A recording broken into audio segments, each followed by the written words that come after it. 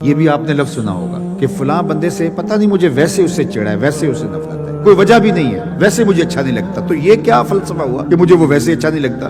تو یہ کوئی معیار ہے؟ تو اپنے آپ کو کیا معاذ اللہ الوہیت کے مقام پہ سمجھتا ہے کہ تیرا اچھا لگنا نہ اچھا لگنا یہ معیار قرار پا جائے؟ تو بغیر کسی شرعی عذر کے، کسی شرعی علت اور وجہ کے کسی سے دشمنی رکھنا، کسی کے لیے بغض اور کینہ رکھنا، تو یہ ہے شحن، اور یہ شریعت نے منع فرمایا گیا۔ اور جو دل قدورتوں سے بھرا ہوا ہے، آج کی اس مبارک رات میں اس کی بخشش نہیں ہوگی، یہ اللہ کے محبوب کا فرمان ہے۔ لہٰذا شحن ہو، حقد ہو یا بغض ہو یا نفرت اور کینہ، یہ وہ اعمال ہیں جو ہمارے اپنے اوپر بھی بوجھ ہیں۔ یعنی اگر کسی کے لیے سینے میں بغض ہے، گھٹن ہے، تنگی ہے، تو ہم اس آگ میں خود بھی جلتے رہیں گے۔ وہ بوجھ ہم اٹھا رہے ہیں، وہ تو نہیں اٹھا رہا۔ حاسد کی نیکیاں محسود کے نامہ اعمال میں درج کر دی جاتی ہیں، اور اس کی نیکی فرمایا کہ جس طرح سوکھی لکڑیوں کو آگ کھا جاتی ہے، حاسد کے عمل کو یوں جو ہے وہ ختم کر دیا جاتا ہے۔ اس کے عمل سوکھی لکڑیوں کی طرح ضائع ہو جاتے ہیں۔ محنت کی، مشقت کی، لیکن کسی سے حسد کیا تو اس کے عمل اس کے نامہ اعمال کے اندر پڑ گئے۔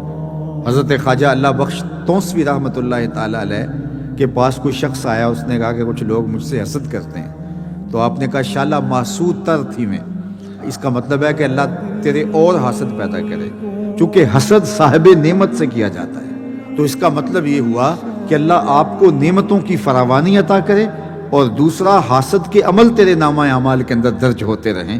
تو کہا یہ بد دعا نہیں ہے، یہ تیرے لیے دعا ہے۔ اور حسد ایک ایسا مرض ہے کہ جس کا پھر علاج نہیں ہے۔ حسد کرنے کی بجائے رشک کرنا چاہیے کہ اللہ نے فلاں کو یہ نعمت دی ہے، عزت دی ہے، دولت دی ہے، شہرت دی ہے، صلاحیت دی ہے، علم دیا ہے، عمل دیا ہے، تقوی دیا ہے، میرے مالک وہ بھی تیرا بندہ، تو نے اس کو عطا کر دیا، میں بھی تیرا بندہ، مجھے بھی عطا کر دے۔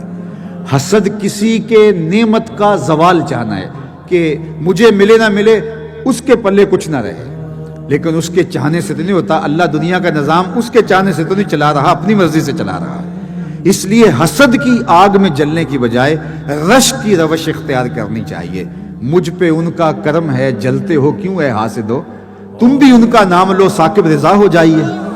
تو ان کا نام لے کر کے عزت پائی جا سکتی ہے، وقار پایا جا سکتا ہے۔ وہ سنیاسی بابے تو نسخہ نہیں بتاتے، لیکن میں نسخہ بتاتا ہوں۔ اگر کوئی چاہے کہ میری عزت ہو، علماء نے تصریح کے ساتھ لکھا ہے، وہ حضور کے حسن کے قصیدے پڑھے، اللہ اس کی عزتوں میں اضافہ فرما دے گا۔ آپ اپنے بچوں میں بیٹھ کے حضور علیہ الصلوۃ والسلام کا حسن بیان کیا کرے، آپ چند دن کے بعد دیکھیں گے کہ آپ کے بچوں کے دل میں آپ کی عزت اور آپ کی محبت پیدا ہونے لگی ہے، اور پھر جب اس کو پھیلائیں گے تو یہ دور پھیلتا چلا جائے گا۔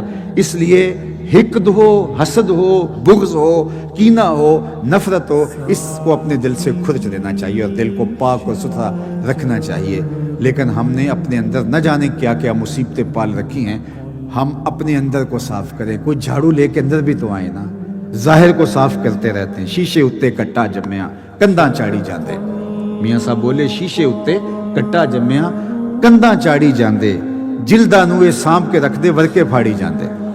تو ہمیں اپنے اندر اترنا ہے، اپنے من کی صفائی کرنی ہے۔ جب ہم اپنے اندر کو صاف کریں گے تو پھر اس آئینے کے اندر ہمیں اچھی شکلیں نظر آئیں گی، اچھی صورتیں نظر آئیں گی۔ جب اپنے آئینے پر ہی گرد جمی ہوگی تو ہمیں تو کچھ بھی صاف دکھائی نہیں دے گا۔ اس کو جب صاف کریں گے تو پھر آپ کو سب کچھ اچھا دکھائی دے گا۔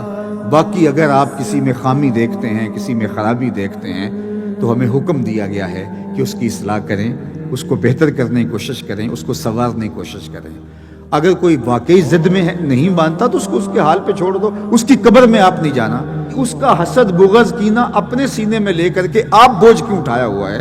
اپنے آپ کو ہلکا پھلکا کیجئے اور آج کھرچ کے پھینکیے۔ اگر کسی کی نفرت سینے میں رکھی ہے، یہ سینہ کسی کی نفرت کو سنبھال کے رکھنے والا نہیں ہے۔ اس سینے میں محمد عربی کا مدینہ ہونا چاہیے۔ اتنا قیمتی دل ہے، اس کی نفرت، اس کا بغض، اس کا کینہ، کیا ہم ان کے کینے سنبھالتے رہیں؟ میاں وہ جانے، ان کا کام جانے، ہم اس سینے میں سنبھالیں گے تو ابو بکر کی محبت، عمر کی محبت، علی کی محبت، عثمان غنی کی محبت، حسن حسین کی محبت، اس میں محبتیں ہوں گی، اس میں پیار ہوگا، حضور کے غلاموں کی محبت، حضور علیہ السلام سے عشق کرنے والوں کی محبت، اس میں بسے گا تو مدینہ بسے گا۔ جب نظر جھکائیں گے تو آئینہ اتنا صاف ہوگا، دیکھیں گے تو جمال گنبد خضرا دکھائی دے گا۔ تو ہم نے اس کو کیوں میلا کر رکھا ہے؟ جو چیزیں دیکھنے والی ہیں وہ بھی نہیں ہم دیکھ پا رہے۔ اتنا کچھ اس سینے کے اندر چھپایا جا سکتا ہے، لیکن ہم نے اس کے اندر کیا کیا ردی چیزیں چھپا کے رکھی ہیں۔ تو آج یہ عزم کر کے اٹھیں کہ ہم مشاہن نہیں رہیں گے، ہمارے سینے میں کسی کا بغض نہیں رہے گا۔